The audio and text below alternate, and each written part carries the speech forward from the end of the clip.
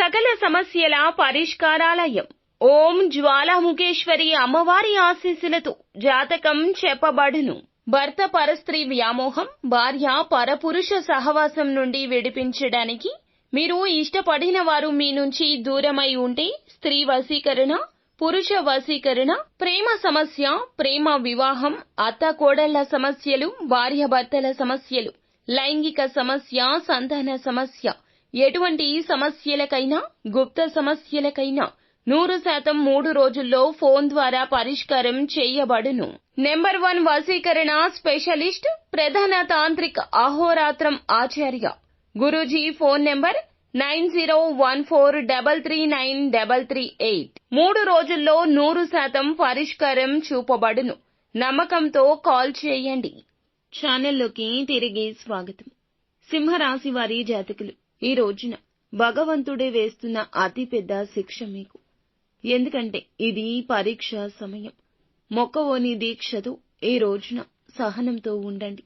ఖచ్చితంగా అనుకున్న పనుల్లో అనుకున్నది సాధిస్తారు. కానీ దేవుడు వీరి రూపంలో మీకు అతిపెద్ద శిక్ష అయితే వేయబోతున్నాడు.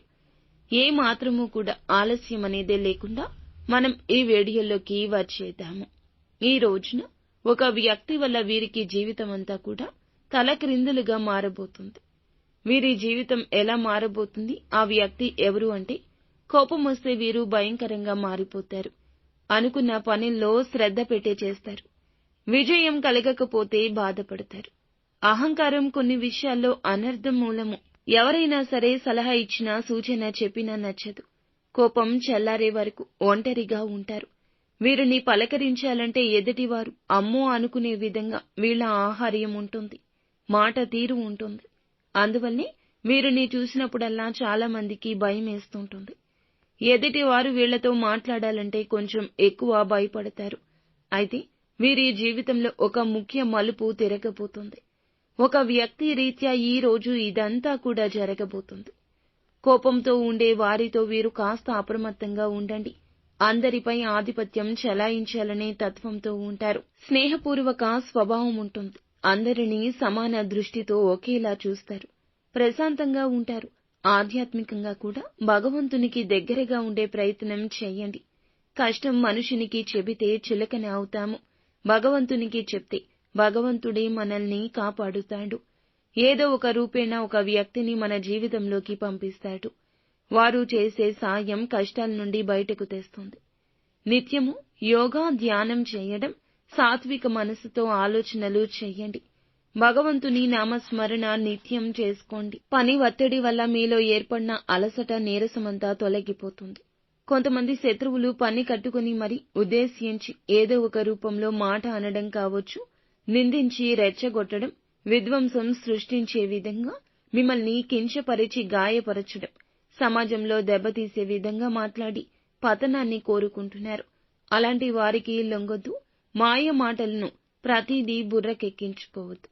వారి ఎత్తులకు పై ఎత్తు వేసే విధంగా ఉండండి. ముఖ్యంగా మనం జాగ్రత్తగా సమాజంలో ఉంటున్నప్పటికీ కూడా మన చుట్టూ ఉన్న వారిలో కొంతమంది మనకు తెలియకుండానే మట్టి కరిపించే యత్నాలు చేస్తుంటారు. ఇలా చేస్తున్నారు, ఇలా చెప్తున్నారు అని వేరే వారి గురించి లేనిపోని విషయాలు చెప్పి రెచ్చగొట్టే మాటలు మాట్లాడి ఈ యొక్క మాటలతో మిమ్మల్ని ఇబ్బంది పెడతారు. ఈ రోజున ఆ ప్రయత్నాలు ఎక్కువ చేస్తారు. ఆ ప్రయత్నాలు తిప్పికొట్టే యత్నం చేయండి. లేదంటే వారే పెద్ద తలనొప్పి అవుతారు. ఎక్కువగా వారే మీకు ఇబ్బంది కలగ చేస్తున్నారు. ఆడవారు కావచ్చు, మగవారు కావచ్చు, మిమ్మల్ని మాటలతో హింసిస్తారు. హింసించేది వారు అని కూడా తెలియదు. ఎక్కడో ఏదో జరిగింది, అది మీ మూలంగానే జరిగిందని అనుకుంటున్నారు అన్నట్లుగా మిమ్మల్ని రెచ్చగొట్టి గొడవకు తీసుకొస్తారు. ఈ యొక్క గొడవల విషయంలో అప్రమత్తంగా ఉండండి. కోపాన్ని తగ్గించుకోండి. అలాంటి వ్యక్తులను ఇకనైనా గుర్తించే సదవకాశం వచ్చిందనుకోండి.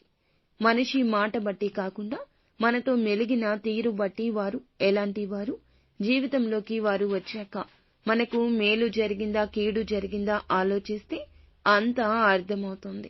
ఈ రోజున వారిని గుర్తించి ఇకనైనా దూరం జరపండి.